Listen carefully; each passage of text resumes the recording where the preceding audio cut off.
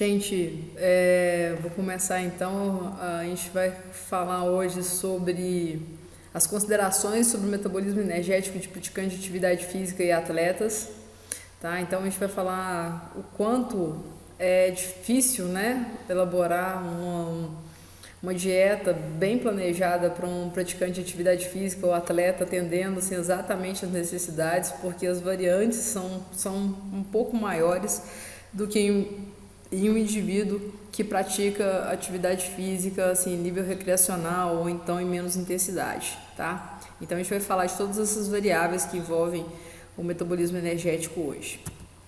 Então,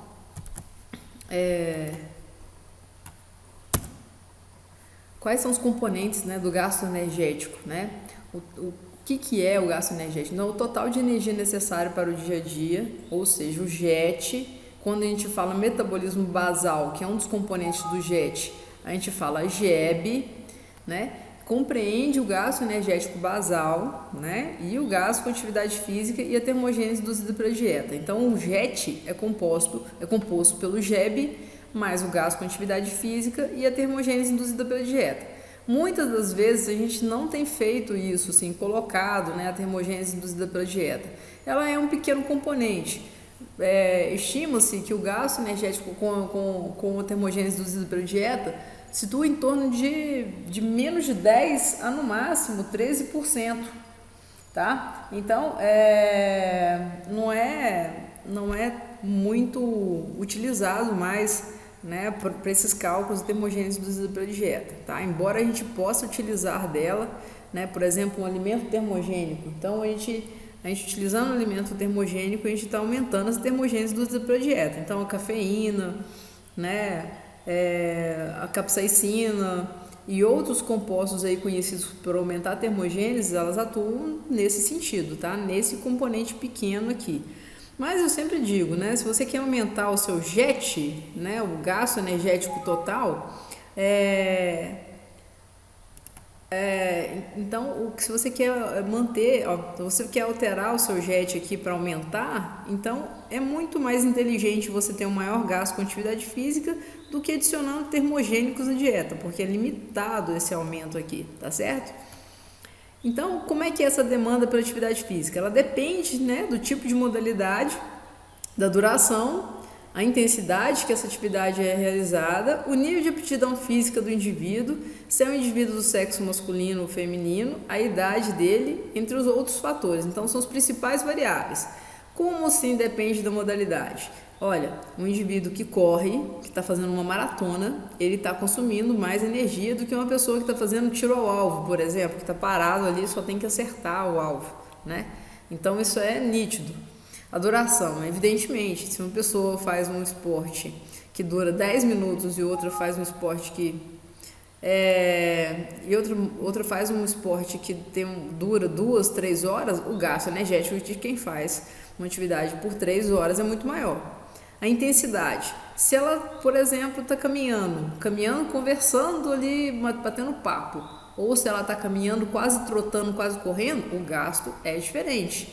Nível de aptidão física, foi tema da nossa primeira prova, né?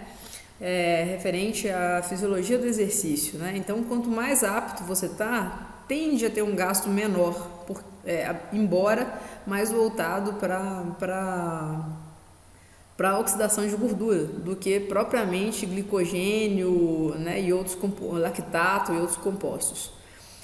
O gênero e a idade, né? Homem tem uma massa magra mais desenvolvida que mulher, ele gasta normalmente mais energia do que mulher para fazer o mesmo esporte. A idade, indivíduos mais jovens, né, crianças e adolescentes, têm um gasto mais alto do que os indivíduos adultos e principalmente indivíduos idosos, ou seja, os idosos têm um gasto energético muito menor, tá?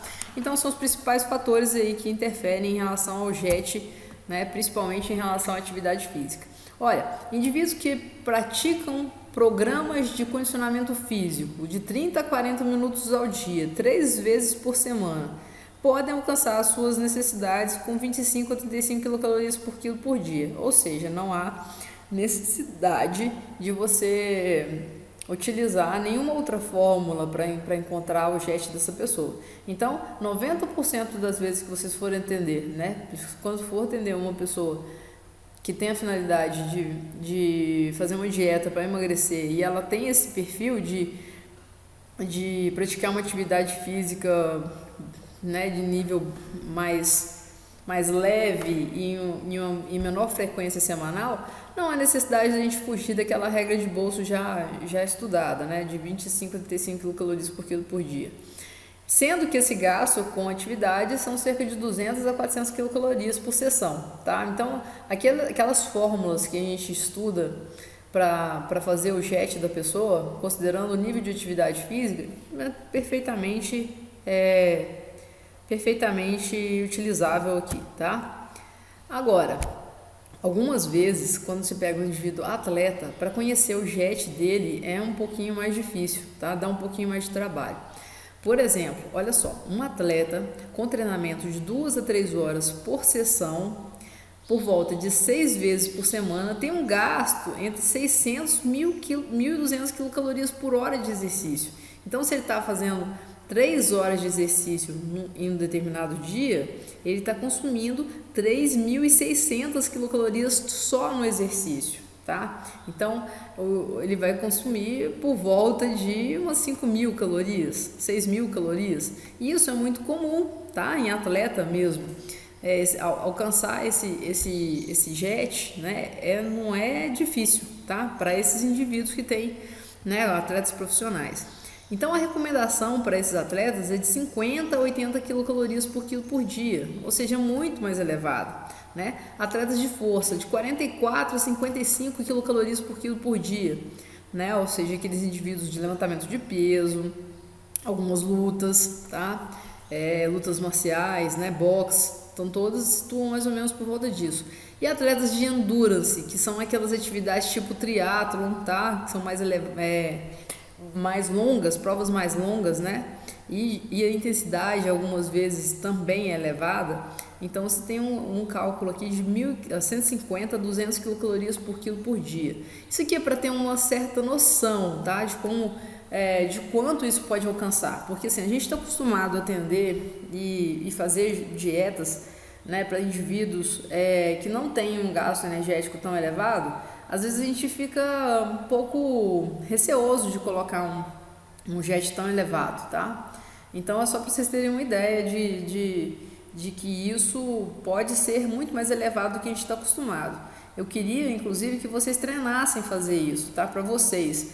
Pega o peso de vocês e faz para 30 calorias por quilo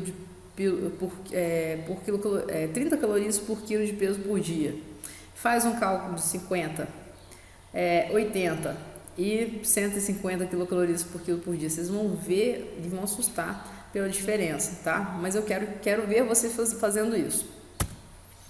Então, vamos ver como são os métodos de estimativa do gasto energético. A gente vai dar uma pincelada porque a grande maioria de vocês já viu essas equações, né? Calorimetria indireta, direta, todos esses métodos. Então, a gente só vai dar uma breve pincelada em relação a eles, tá? Então, a gente tem calorimetria, né, a direta, né, que seria, na verdade, uma câmara fechada que mede, né, a energia que é dissipada com o corpo. A indireta, que é a que está sendo tratada aqui, avalia o gasto energético por meio da análise de oxigênio consumido e gás carbônico produzido, ou seja, aquele RQ, né, que é o quociente expiratório, né? Então, o que é esse quociente expiratório aqui? Nada mais é do que o volume de oxigênio consumido dividido pela quantidade de gás carbônico produzido pela pessoa. Isso é feito por circuito fechado ou circuito aberto, que é nesse exemplo aqui, tá? Aqui seria o delta-track, a pessoa está em repouso, né? Serve para verificar o GEB, né, o gasto energético basal, e algumas vezes em relação ao quanto esse GEB sobe depois que você consumiu algum alimento. Ele é bem interessante, é o padrão ouro para determinar essa calorimetria, né? É a calorimetria indireta. Então, a calorimetria indireta é um padrão ouro. E aqui em circuito aberto, né, o indivíduo também faz a mesma coisa, tá? Respirando, né, a quantidade de oxigênio consumido pela quantidade de oxigênio gasto em atividade, tá? Aqui a gente tem o teste de potência aeróbica, que nada mais é do que esse circuito aberto, que serve também para fazer esse teste, tá? Então verifica também essa questão e pode ser utilizado para fazer o VO2 máximo. Aí a gente tem, né, só voltar aqui um pouquinho para a gente não se perder. Calorimetria direta, que na verdade a gente falei que seria essa câmara fechada, que a pessoa fica lá dentro e toda a produção de calor é aferida e tal. A calorimetria indireta que a gente acabou de falar, né, teste de potência aeróbica, equações preditivas do JET, que a gente vai falar da Harris-Benedict e outras, tá? E a água duplamente marcada, que é um outro método também que é utilizado para avaliar o JET. Então, Harris-Benedict, né, foi um estudo sobre o metabolismo basal, foi feito em 136 homens e 103 mulheres em Boston, com calorimetria direta, e a estatística foi muito bem delineada. Então, até hoje é um estudo presente, tá? Que pode ser utilizado para a gente chegar no cálculo do GEB, tá? Aí tem também o trabalho da FAO em 85, que são compilação de vários trabalhos com 8.600 sujeitos. Cunningham, com o Harris, que avaliou, né, o gasto energético basal, tá? Só que a estatística dele foi menos delineada, tá? A OMS, em 1981, com indivíduos europeus e norte-americanos, aí chegaram umas fórmulas que a gente vai falar daqui a pouquinho. E a gente tem esse autor aqui, que eu acho que talvez vocês não conheçam, que é o Henry Rios. Em 1991, calcularam algumas fórmulas que são propostas para avaliar o JET de pessoas que vivem próximo aos trópicos. E aí a gente ainda tem, né, os DRIs, mais recentemente, e os METs, que são as recomendações da OMS, que também são mais voltados para a prática de atividade física. Todos eles a gente pode, de uma certa forma, utilizar para compor esse gasto energético total do indivíduo, tá? Então, aqui a fórmula do Harris-Benedict, vocês têm essa fórmula, né, já utilizaram ela na dietoterapia, avaliação nutricional, e foi, até então, né, vocês viram que serve muito bem para indivíduos hospitalizados, é bem utilizado, apesar de que hoje a fórmula de bolso tem sido utilizada com maior prevalência do que o Harris-Benedict. E é observado que ela superestima o GEB em cerca de 10 a 15%, tá? Então, eu gosto muito de fazer várias fórmulas, de chegar ao JET por vários meios, né? Para definir qual deles, né, pode ser aplicado, tá? Aqui são aquelas fórmulas da OMS, tá? Da FAO, OMS, tá? Então, o que as duas são, né? E o que difere de uma para outra? Essa primeira fórmula, que eu tenho certeza que vocês já utilizaram, ó, vou pegar aqui a idade de mulheres entre 18 e 29 anos, 14,7 vezes o peso corporal mais 496. Tenho certeza que vocês já fizeram essa fórmula aqui para alcançar o GEB, né? Em algum momento. E aí tem uma fórmula que avalia só com o peso corporal e outra que leva em consideração a estatura, tá? Então, no caso, ó, seria um pouquinho menor, 3,3 vezes o peso corporal mais 334 vezes a estatura mais 35, tá? Então, eu acho ela mais adequada do que a primeira fórmula, porque ela leva também em consideração a estatura do indivíduo, tá bom? Podem utilizar essa fórmula também para chegar ao GEB, então já vão treinando, já vão fazendo, faz por Harris-Benedict, faz por essa fórmula aqui e vamos continuar fazendo para os outros parâmetros também, tá ok?